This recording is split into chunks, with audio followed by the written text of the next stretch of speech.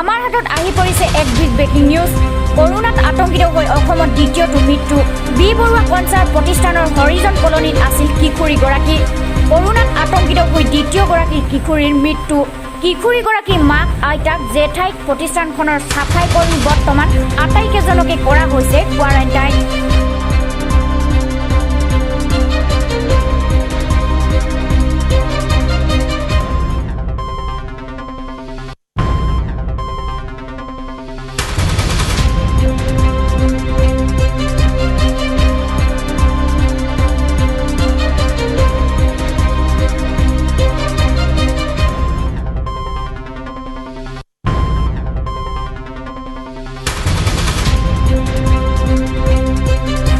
মই দীপাঞ্জলি সোণোৱাল আৰু আপোনালোকে চাই আছে NT news Assam north east.